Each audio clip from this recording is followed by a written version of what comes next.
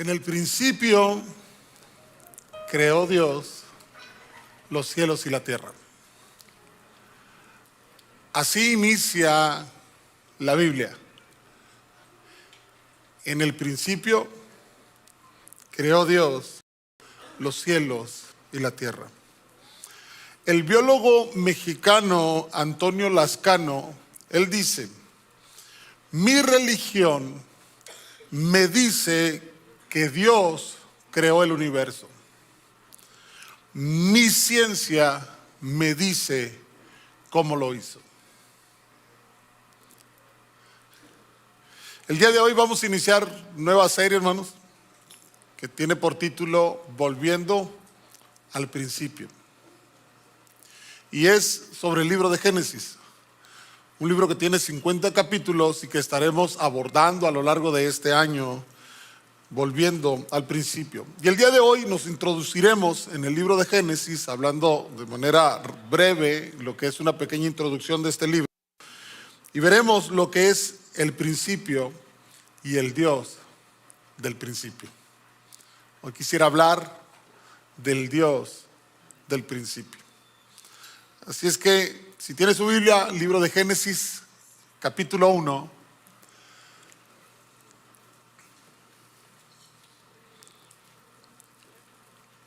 Señor, habla nuestra vida en esta tarde.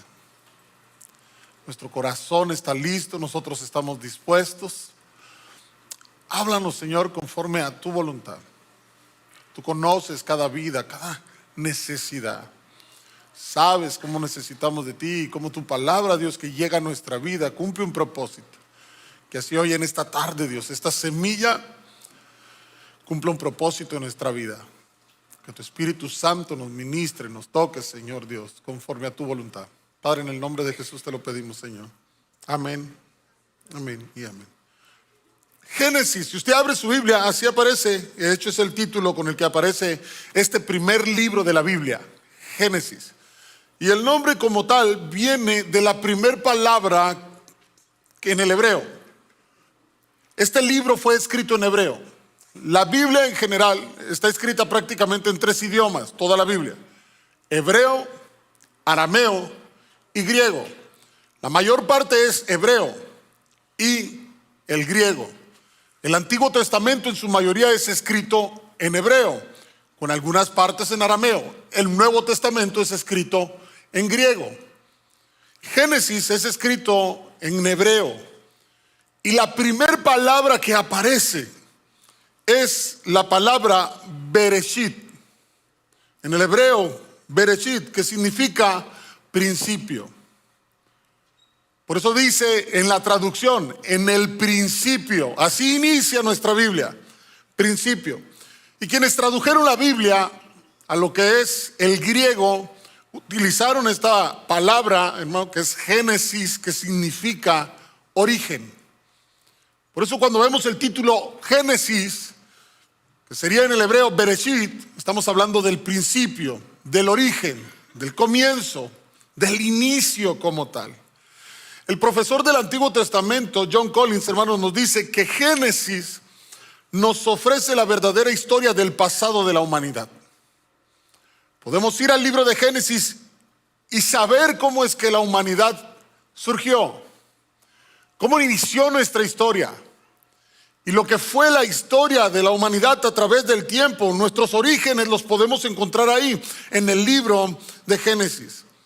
El doctor John Walvoord, quien fuera director del Seminario Teológico de Dallas, hermanos, uno de los seminarios teológicos más importantes en el mundo, él fue director de este seminario por más de 30 años. Y John Walvoord nos dice que Génesis le permite al lector comprender la naturaleza de Dios como Señor soberano sobre todo el universo, el que mueve el cielo y la tierra para establecer su voluntad. Él desea bendecir a la humanidad, pero no tolerará la desobediencia e incredulidad. A través de esta revelación, el lector aprende que sin fe es imposible agradar a Dios. Porque a través del libro de Génesis podemos ver este contraste entre la bendición y la maldición. A través del libro de Génesis podremos ver cómo es Dios soberano quien hizo el cielo y la tierra, que quiere bendecir a la humanidad, pero vemos también que las consecuencias de la desobediencia, de no creer, de darle la espalda a Dios, traen la maldición. Y es un libro de contraste entre la bendición y la maldición. ¿Quién fue el autor de este libro? La tradición más aceptada entre los teólogos, hermanos, es que el autor es Moisés, el que Dios usó para liberar al pueblo de Israel de la tierra de Egipto, para llevarlo a la tierra prometida. Moisés. De hecho, el famoso judío, historiador del primer siglo, él nos dice con respecto a la Torá o a la ley, dice: nuestro legislador Moisés nació hace 2000 años. Cuando estableció sus leyes, no siguió fábulas ni comenzó con los derechos del hombre, como otros han hecho, sino que elevó sus pensamientos hacia Dios y hacia la creación del mundo. Mencionaré primero lo que Moisés ha dicho acerca de la creación, tal como la encuentro registrada en los libros sagrados. O sea, Flavio Josefo en el primer siglo da cuenta de que la Torá, lo que para los judíos es la ley, los primeros 5 libros de la Biblia, Génesis, Éxodo, Levítico, Número, Deuteronomio, se le atribuye en su autoría a Moisés, que fue Moisés quien escribió estos libros, obviamente por inspiración divina, guiado por el Espíritu Santo, pero que fue Moisés el autor de estos libros. Ahora, hermano, la crítica bíblica ponía en duda que Moisés hubiera sido el autor de estos libros. Algunos señalaban que no pudo haber sido escrito durante el tiempo de Moisés, y el argumento que daban era que porque en el tiempo de Moisés no se había desarrollado la escritura como para que Moisés hubiera podido haber escrito los libros del Pentateuco o los libros de la ley, de la Torá. Eso señalaba la crítica bíblica. Pero el siglo pasado, hermano, en 1960 por ahí, en una región de Siria, se hizo un descubrimiento, lo que se conoce como unas tablillas, en lo que algunos consideran fue la primera biblioteca en la historia de la humanidad. Unas tablillas que encontraron en Eblá. Y en esas tablillas hay registro de escritura. Y esas tablillas las datan en el tiempo hasta 1000 años antes de Moisés. En esas tablillas se deja registro de algunas ciudades incluso mencionadas en la Biblia, como Ur, Sodoma, Gomorra. Pero lo que descubren con estas tablillas es que 1000 años antes de Moisés ya había en el mundo un pueblo que a través de la escritura dejaba escritas sus tradiciones, sus leyes, sus formas de vida. De manera que el argumento de que Moisés no podría haber escrito el Pentateuco cae por tierra. No hay razón para no creer que Moisés fue el instrumento que Dios usó para haber escrito el Pentateuco y obviamente el libro de Génesis. Si nosotros vemos, hermanos, a Moisés, Moisés no era ningún improvisado. Moisés no era un hombre que no tuviera la preparación como para poder ser el instrumento usado por Dios para escribir esos primeros 5 libros. Ahora, es cierto, hermano, que a través de la Biblia, parte de lo sorprendente de la Biblia es que Dios usó diferentes personas. Usó desde hombres muy preparados hasta hombres que no tenían esa misma preparación. Usó desde reyes hasta pescadores, porque fue el Espíritu Santo el que inspiró a estos hombres. Pero cuando vemos a Moisés, podemos ver que Moisés no era ningún improvisado, hermano. Cuando Esteban se está defendiendo ante los líderes religiosos que están a punto de darle muerte, en Hechos capítulo 7, versículo 22, Esteban hace un recuento prácticamente de cómo viene la nación de Israel para llegar al Mesías. Y en ese recuento Esteban habla de Moisés. Y Hechos capítulo 7, versículo 22 dice: y fue enseñado Moisés en toda la sabiduría de los egipcios, y era poderoso en sus palabras y obras. Este es Moisés, hermano, que la Biblia nos dice que era un hombre poderoso en palabras y obras. A veces, hermano, perdemos de vista esto, porque cuando Dios llama a Moisés, y nosotros vamos al Éxodo, Moisés, cuando Dios lo llama desde el monte, hermano, cuando Moisés ve la zarza ardiendo y Dios le habla, Moisés se niega para querer ir a Egipto. Y Moisés pone excusas, diciéndole a Dios que él no es el indicado, que incluso es hasta tartamudo, que no sabe ni hablar. Y uno ve a ese Moisés en el desierto, que ni siquiera sabe hablar, y uno pierde de vista al Moisés de 40 años atrás, que nos dice la Escritura que era un hombre poderoso en palabra y en obras. El historiador Flavio Josefo registra que en una lucha de los egipcios contra los etíopes fue Moisés quien comandó al ejército egipcio, quien fue a la batalla y derrotó a los etíopes. Flavio Josefo lo registra, por eso Esteban dice, Moisés fue un hombre poderoso en obras. Moisés, hermano, fue adoptado por la hija de Faraón y ella lo adoptó como su hijo. Son los egipcios quienes dominan el mundo en esa época, quienes tienen la mejor educación, la mejor preparación, y esa preparación estuvo disponible para Moisés. Fue instruido ante los mejores maestros de su tiempo. Por eso dice que fue instruido en toda sabiduría de los egipcios. De manera que Moisés no era ningún improvisado. Dios podía usar a este hombre para, a través de este hombre, Dios dejar registro de lo que consideramos como los 5 primeros libros de la Biblia, que es la Torá, la ley, el Pentateuco. Así es que el autor del libro de Génesis es Moisés. Y Génesis, hermano, aunque está dentro de la Torá, la ley, fíjese que el libro de Génesis no contiene leyes. Las leyes las va a encontrar uno más adelante, después de que salen de Egipto y que Dios le da a Moisés la ley en el Sinaí. La ley, lo que se considera como la ley de Moisés, Dios se la da acá, pero Génesis, aunque no contiene los mandamientos, Génesis es una preparación para el pueblo de Israel, para ellos entender de dónde vienen y de cómo Dios hizo un pacto con Abraham. Y cómo a través de ese pacto es que entonces ahora están acá en el tiempo y Dios les ha dado la ley. De manera que Génesis provee justo el escenario perfecto para la ley, para que el pueblo de Israel entienda cómo Dios los ha escogido y cómo ellos vienen desde el pacto que Dios hizo con Abraham. Esto es Génesis, el libro de Génesis.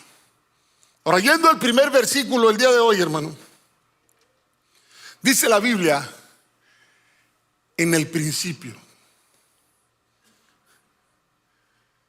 En el principio creó Dios los cielos y la tierra.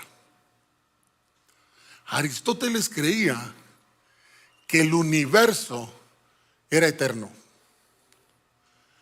Y esta idea de que el universo era eterno estuvo en la mente de científicos durante siglos.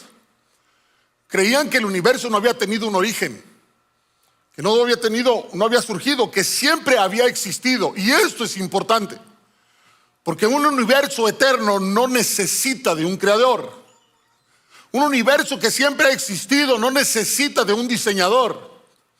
Y los científicos y ateos abrazaban esta idea de decir que el universo era eterno. Así lo consideraban, como un universo infinito. Ahora, hermano, el siglo pasado hubo 2 hombres que tuvieron, en 1978 estos 2 hombres recibieron el Premio Nobel de Física. Premio Nobel de Física. No es un Premio Nobel de Literatura, no es un Premio Nobel de la Paz, es un Premio Nobel de Física, que son hombres que se dedican a la ciencia, hacer investigaciones. Por lo general, hermanos, se ha dicho, y en las escuelas, los jóvenes luego cuando entran a la universidad andan batallando justo porque a veces se les dice que como que el cristianismo fuera para ignorantes. Cuando mi esposa se convirtió a una tía, justo le dijo eso. O sea, tú cristiana, tú que vas a la universidad, esto es para ignorantes. Y a veces se cree que el cristianismo es para gente que no tiene la preparación. Y eso es no conocer a veces la historia, hermano. El 95% de los premios Nobel de física, el 95% han sido teístas. Gente que cree en Dios. Posiblemente no cristianos como nosotros, pero son gente que creen que detrás de todo el universo hay un diseñador. Hay un arquitecto, hay alguien que lo diseñó. Hablamos de las mentes más brillantes en el mundo, hermano, que son gente que cree en un Dios. Pero a veces no conocer esto puede traer problemas, puede traer confusión. Estos 2 hombres, Arno Penzias y Robert Wilson, ellos recibieron Premio Nobel de Física en 1978. Pero prácticamente en la década de los 60, en 1964, hermano. Ellos fueron contratados por una compañía, que esta compañía puso una antena satelital, que de hecho ahí se ve esta antena que está ahí. Y ellos estaban tratando, Arno Pensías y Robert Wilson, estaban tratando de afinar, ¿no?, esta antena. Y cuando ellos están en los trabajos de afinar esta antena, descubrieron una radiación de la que no encontraban procedencia.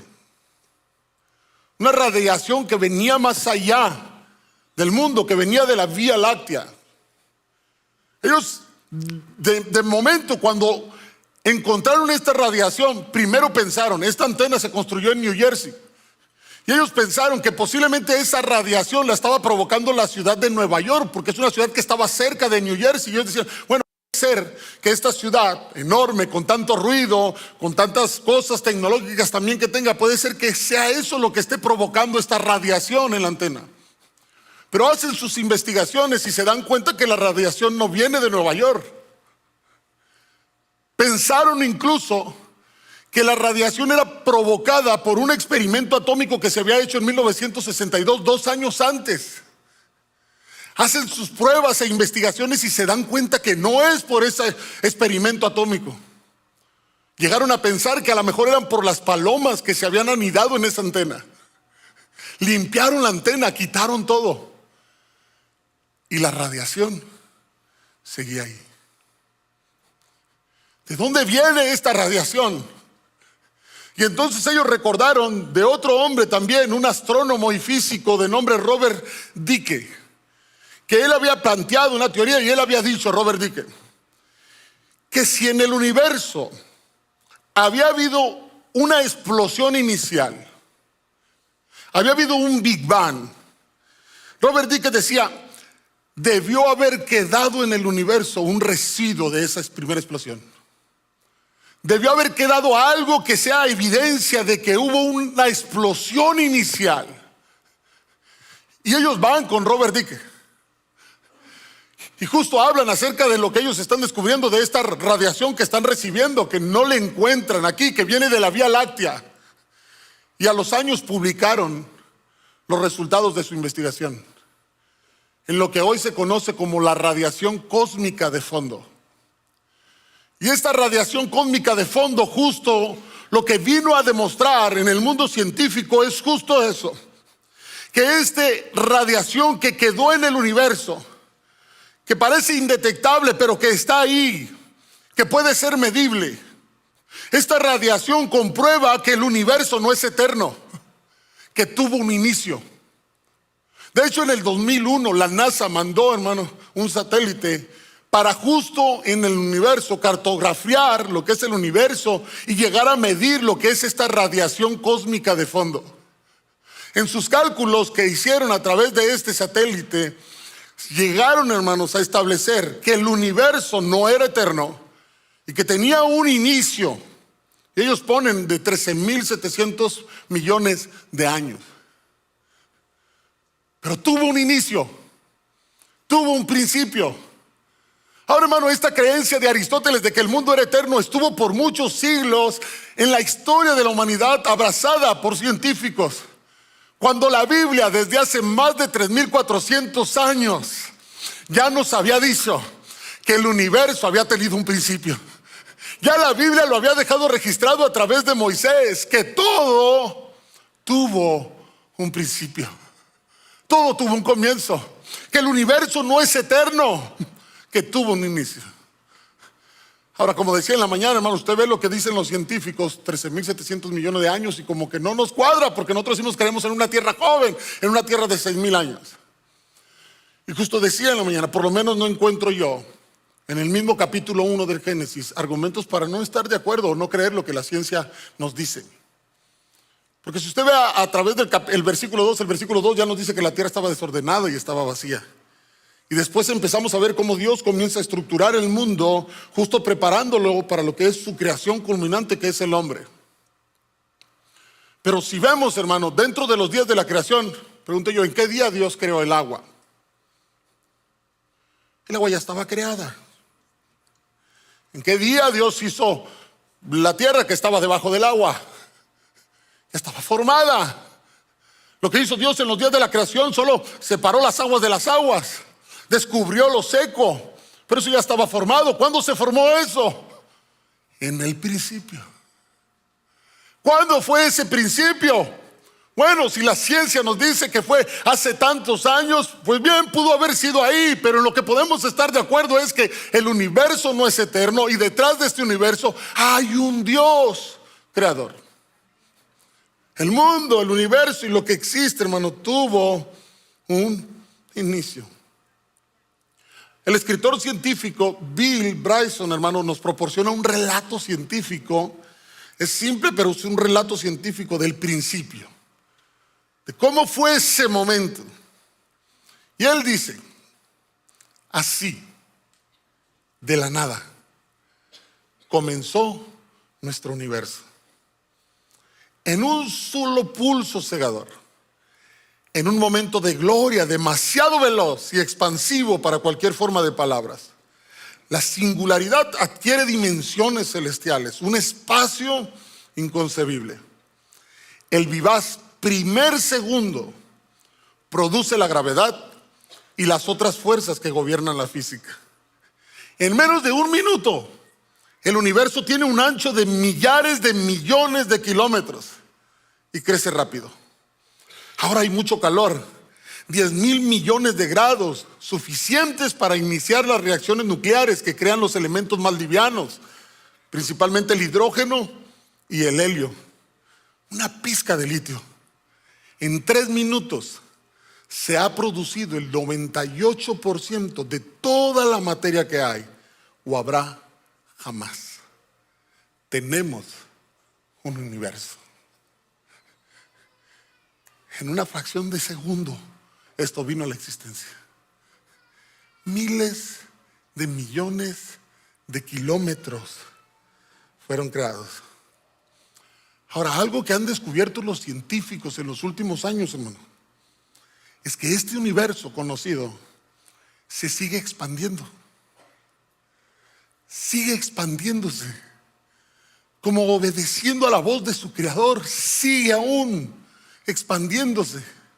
Ahora es interesante, miren un artículo que publicaron en internet en Nat Geo de España, una física, Noelia Freire.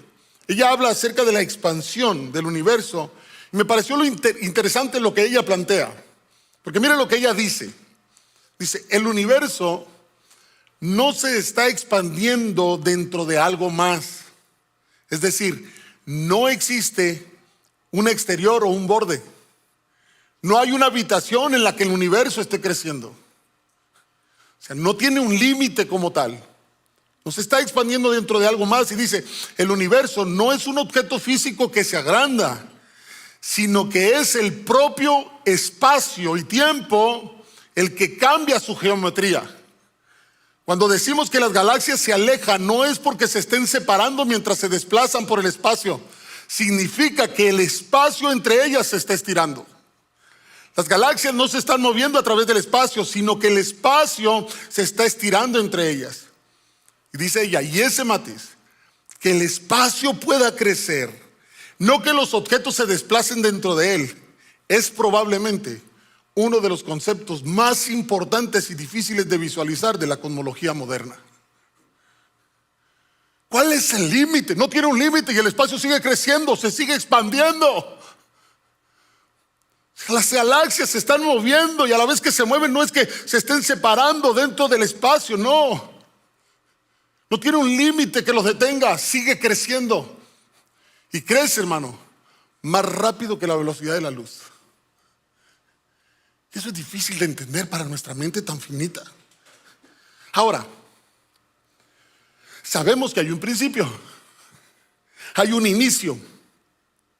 Ahora el punto es, ¿qué fue lo que originó ese inicio? ¿O quién originó ese inicio?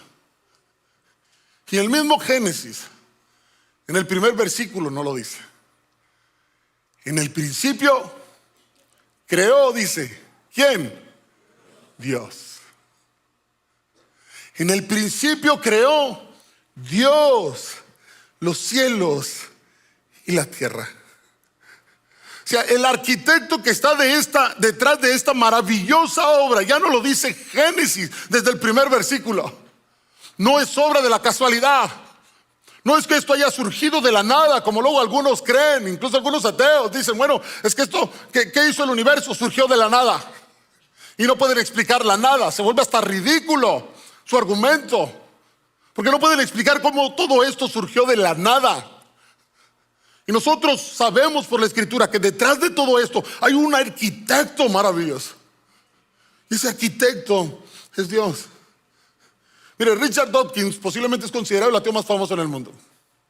Y él en su libro, El espejismo de Dios, él justo habla de eso y dice, si afirmas que Dios creó el universo, deberías preguntar, ¿quién creó a Dios? Y luego preguntas, ¿quién creó al Dios que creó a Dios? Y el Dios que creó al Dios que creó al Dios del Dios que creó. Y te va a hacer una pregunta prácticamente en retroceso infinita. Y entonces dice Richard Dawkins, bueno, es una tontería, ¿no? Así que olvidémonos de Dios y mejor juguemos fútbol. Eso dice uno de los ateos más famosos del mundo. Y el doctor John Lennox, un científico brillante. John Lennox dice, este enfoque es infantil. Si preguntas quién creó a Dios, estás suponiendo que Dios fue creado. ¿Qué pasa si no fue creado? En ese caso la pregunta no tiene sentido. John Lennox tuvo un debate con Richard Dawkins. Y en ese debate, cuando están hablando acerca del libro de Richard Dawkins, del espejismo de Dios, John Lennox justo le hace la pregunta a Richard Dawkins. John Lennox le dice, esta pregunta de quién creó a Dios, dice John Lennox, esta pregunta sí la podemos hacer sobre cosas creadas. Entonces, déjame que te haga una pregunta. ¿Tú crees que el universo te creó a ti? Así que déjame preguntarte, ¿quién creó a tu creador? Ya han pasado 18 años desde aquel debate y Richard Dawkins sigue sin darle respuesta. ¿Por qué no puede responder? Que la nada no puede crear todo lo que existe. ¿Cómo explica eso? ¿Cómo decir que de la nada todo esto surgió? La Biblia nos dice, hermano, que Dios es el creador de todo el universo. Ya Génesis capítulo 1 nos dice, en el principio creó Dios. Salmo capítulo 33 versículo 6, por la palabra de Jehová fueron hechos los cielos y todo el ejército de ellos por el aliento de su boca. Por su palabra fue hecho todo. Isaías 40:26 dice Dios, levantad en alto vuestros ojos y mirad quién creó estas cosas. Él saca y cuenta su ejército, a todas llama por su nombre, ninguna faltará. Tal es la grandeza de su fuerza y el poder de su dominio. Qué impresionante este versículo, hermano. Nos dice que Dios llama a las estrellas por su nombre. Las conoce y las llama por nombre. Y digo, qué impresionante es esto, hermano. Porque miren, en una galaxia se estima que hay un aproximado de 200,000 millones de estrellas. Y de acuerdo a lo que han ido descubriendo los científicos, se estiman que hay más de 100,000 millones de galaxias. Eso es muchísimo. En una ocasión un científico decía que había más estrellas en el cielo que arena en el mar. Hicieron un cálculo para saber más o menos cuántos granitos de arena hay en el mar, hermano. Y a lo que llegaron a la conclusión es que efectivamente hay más estrellas en el cielo que arena en todas las playas de la tierra. Y dice Isaías, alza tus ojos. Mira quién hizo todo esto. Él llama a las estrellas por su nombre. Por eso luego ya de ahí, tal es la grandeza de su fuerza, el poder de su dominio. Así de grande es Él. Frank Turek, en su libro Robándole a Dios, dice: si el espacio, el tiempo y la materia tuvieron un comienzo, entonces la causa debe trascender el espacio, el tiempo y la materia. La causa debe de ser sin espacio, atemporal e inmaterial. Y es que es cierto, en ese inicio se creó el tiempo, se creó el espacio, se creó la materia. Lo que causó entonces el espacio, el tiempo y la materia debe de ser atemporal, debe de ser inmaterial. Debe de trascender esto que fue creado. ¿Y qué nos dice la Biblia con respecto a Dios? Segundo de Crónicas, capítulo 6, versículo 18. Dios trasciende el espacio. Cuando Salomón está edificando el templo y está haciendo una oración a Dios, en su oración Salomón dice: mas ¿es verdad que Dios habitará con el hombre en la tierra? Y dice: he aquí los cielos, y los cielos de los cielos no te pueden contener. Cuanto menos esta casa que he edificado. Salomón está edificando el templo y le pide a Dios que su presencia esté ahí. Pero en medio de la dedicación Salomón reconoce, Dios dice: Dios, los cielos y los cielos de los cielos no te pueden contener. Él trasciende el espacio. Él está por encima de todo. Él es eterno, nos dice la Escritura. Él no está limitado por el tiempo. Salmo capítulo 9, versículo 2: antes que naciesen los montes y formase la tierra y el mundo, desde el siglo y hasta el siglo, tú eres Dios. Antes que todo, tú eres Dios. Y Dios hecho carne. En Juan capítulo 4, versículo 4, él mismo nos dice, Jesús dijo: Dios es espíritu. Trasciende la materia, trasciende el tiempo, trasciende el espacio. Si la materia, el tiempo y el espacio tuvieron un comienzo, quien lo originó debe de trascender el tiempo, la materia y el espacio. ¿Y sabe quién trasciende el tiempo, la materia y el espacio? Dios. Nuestro Dios. El Dios que estuvo en el principio es al Dios que nosotros adoramos. Nuestro Dios. Por eso dice Génesis: en el principio creó Dios. Y ya desde el primer versículo Él se empieza a revelar. Él se empieza a mostrar. Él nos deja ver quién es. Elohim es la palabra que se usa en el hebreo ahí, en esa primera palabra que se usa de Dios. Elohim. Es una palabra plural que viene de Eloah, pero es plural, como si dijera dioses. Y ya desde el primer versículo de la Biblia nos está dando el panorama del Dios que se nos va a revelar a través de toda la Biblia. Es que desde la creación podemos ver al Padre, Hijo y el Espíritu Santo orando. Ya desde ahí podemos ver a través del libro del Génesis, y lo iremos viendo conforme nos vayamos adentrando, un diálogo en el cielo. Génesis 1:26 dijo Dios: hagamos. Génesis 3:22, y dijo Jehová Dios: he aquí el hombre es como uno de nosotros. Hay un diálogo en el cielo, y a través de la Escritura nosotros podemos ir entendiendo, pero ya desde el primer versículo se nos deja ver este Dios que se nos va a revelar en toda la Escritura. Elohim. Podemos ver, hermano, por el Nuevo Testamento que el Verbo es el Dios del principio. Dice en Juan capítulo 1, versículos 1 al 3, en el principio era el Verbo. Hablando acerca de Jesús, hablando acerca de Dios hecho carne, dice: y el Verbo era con Dios, y el verbo era Dios. Este era en el principio con Dios. Y luego dice, todas las cosas por Él fueron hechas. Y sin Él, nada de lo que ha sido hecho fue hecho. Ahí estaba Él. El Hijo es el Dios del principio.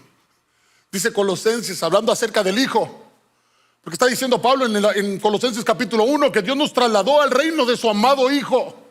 Y cuando está hablando acerca del Hijo, dice, porque en Él, versículo 16, fueron creadas todas las cosas, las que hay en los cielos y las que hay en la tierra, visibles e invisibles, sean tronos, sean dominios, sean principados, sean potestades.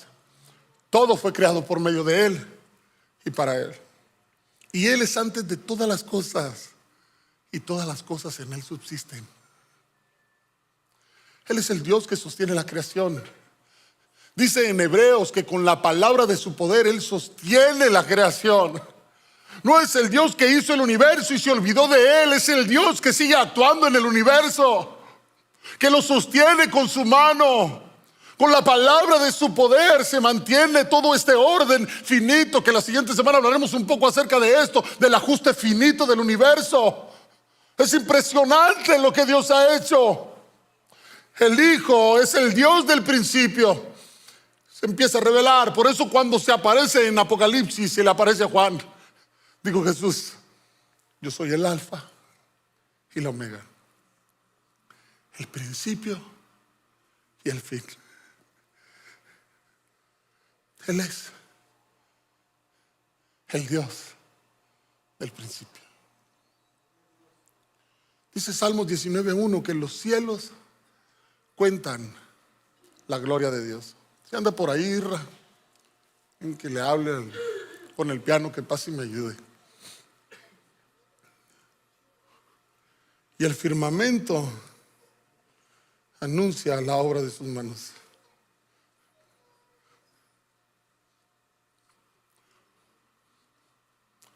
Los cielos cuentan la gloria de Dios. Y el firmamento anuncia la obra de sus manos.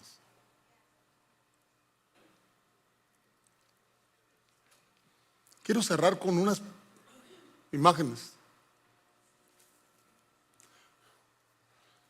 Si me ayuda alguien para quitar este Jesús, me ayuda.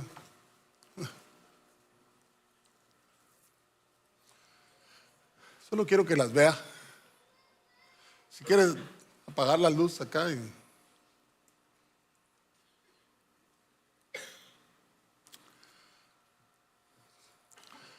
a través de los telescopios.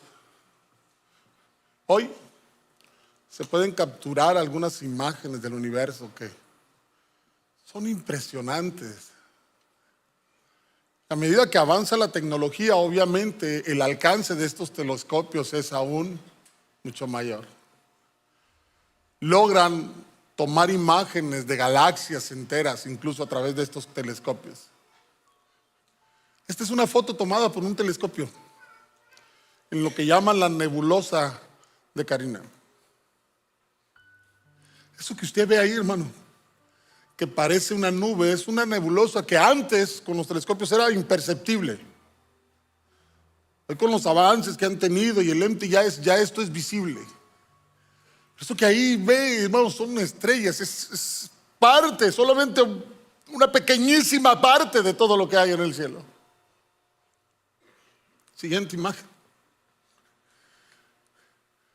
Es la nebulosa del Cangrejo. Contemple esa maravilla.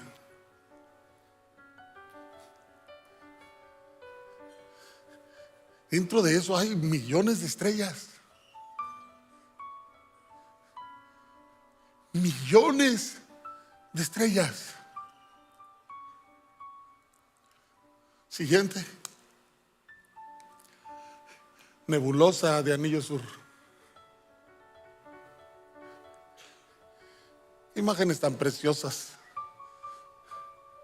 se logran captar. Ahora, hermano, eso es una imagen tomada de miles y miles y miles de kilómetros. ni siquiera logra capturar realmente el telescopio la majestad de lo que hay en el universo. Siguiente imagen. Esta es una galaxia y la conocen como la galaxia del sombrero. Decíamos que calculan que dentro de una galaxia hay aproximadamente 200,000 millones de estrellas. Usted lo ve ahí en una imagen y parece algo insignificante. Pues 200,000 millones de estrellas ahí caben. Y así como esa galaxia, hay más de 100,000 millones en el universo. Qué impresionante. Siguiente imagen. Esta es la constelación de la serpiente.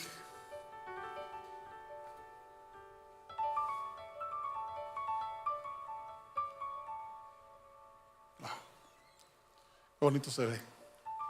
Una más. Ahí. El arrecife cósmico le llaman a esta.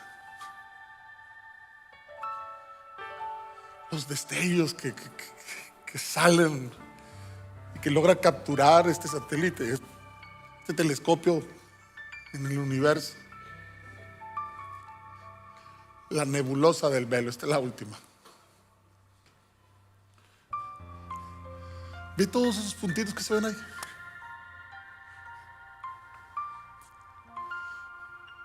Y no es ni el 1% de lo que hay en el universo. Qué impresionante es poder ver esto. Y cuando uno ve todo esto que ha sido creado, y vamos a la Escritura y entendemos que detrás de todo esto hay un diseñador, hay un arquitecto, y quien está detrás de todo esto es nuestro Dios.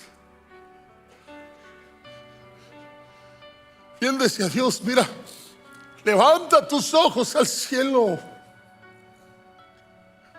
para que puedas ver un poco de la majestad de su poder. Alza tus ojos al cielo. Hermanos, el universo es inmensamente grande. Si existen tantos millones de galaxias, veo todo esto y luego veo la Tierra y veo los 8,000 millones de personas que somos en el mundo. De entrada, eso hace que uno se sienta nada, insignificante. Y contemplar esto sin duda nos debe de llevar a admirar la grandeza de Dios. Porque si el universo es hermoso, es maravilloso, el Dios que creó el universo es aún más hermoso, más grande, más maravilloso. El Dios que hizo todo esto es sublime, es incomparable. Y ese es el Dios al que a nosotros adoramos. El Dios del principio. El Dios del principio. Él es el Dios del principio. Todas las cosas por Él fueron hechas. Ese es nuestro Dios. Ese es nuestro Dios. Contemplemos por un instante su majestad. Admiremos su grandeza. Porque a veces en el día a día, hermanos, podemos perder de vista esto. Tenemos un Dios que trasciende el espacio, el tiempo, la materia. Él creó todo lo que existe. Ese es el Dios al que adoramos. Ese es el Dios al que servimos. ¿Cómo no darle gloria? Bien dice el salmista, los cielos cuentan tu gloria. Si uno ve la gloria de los cielos, hermano, bueno, eso es nada comparada a la gloria del Dios que creó los cielos. ¿Cómo no adorarle a Él? Le invito a ponerse de pie por un momento y levantar sus manos y rendir adoración al Dios del principio, el Dios que hizo todo lo que existe.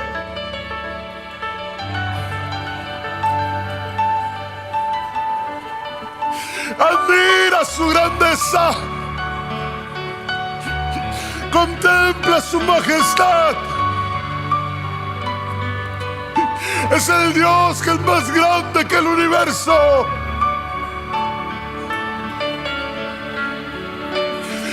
Ese es nuestro Dios. Es a Él a quien servimos. No somos nada ante Él, pero aún así nos mostró su grande amor, su grande misericordia, y vino a este mundo a revelarse a nosotros. ¡Qué Dios tan grande! ¡Tan grande! ¡Tan grande en amor! ¡Tan grande en misericordia!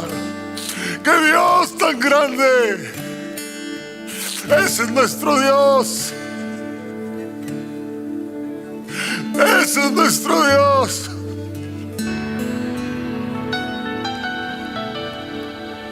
¿Quién escribió el salmista? Cuando veo los cielos, obra de tus dedos, cuando veo la luna, cuando veo las estrellas que tú formaste, me pregunto y digo, ¿quién es el hombre? ¿Qué es el hombre para que tengas de él memoria? ¿Qué es el Hijo del Hombre para que le visites? Contempla su majestad. Puedes ver cómo los cielos anuncian la gloria de Dios. Él es el Dios del principio. Él es el que estuvo ahí cuando no había nada. Es el Dios eterno. Gracias, Señor.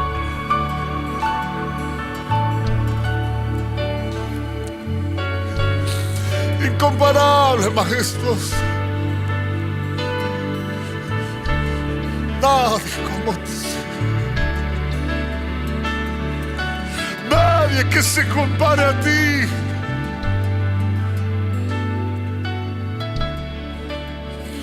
Nadie como tú, Señor.